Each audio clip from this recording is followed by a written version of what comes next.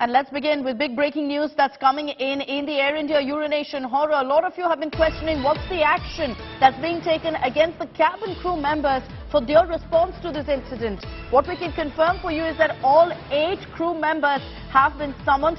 4 crew members have also been questioned over exactly what played out in the New York-Delhi flight.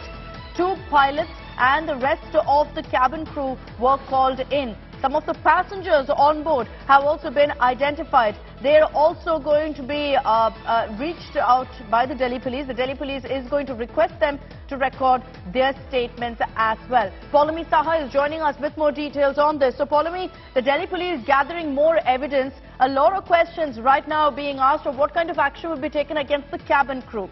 Now, what will the airline do in this regard? And can the Delhi police actually act against the cabin crew? Well, the Delhi police can't act against the cabin crew. The complaint is from Air India, and this is concerning the behavior of this passenger on board, namely Shankar Mishra, against a female passenger on board the same flight that we're talking about, the New York-Delhi flight from November 26, 2022.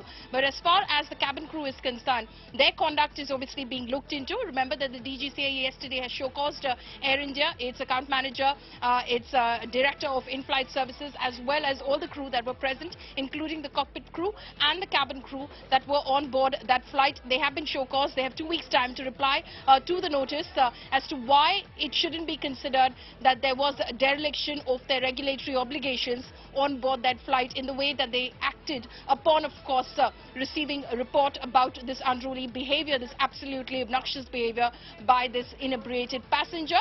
So they have 2 weeks' time to reply to the DGCA, and then subsequent to that, based on their responses, the DGCA could take further action against them. The DGCA is authorized to do so. Similarly, Air India has set up an internal committee as well, which is again looking into the same aspects of dereliction of regulatory obligations and the conduct of their crew on board that flight. So on both counts, as far as the crew are concerned, they're definitely under the scanner. And if you and there must clearly be action one way or another against the cabin crew. Thanks, Paulami, for getting us all of those details.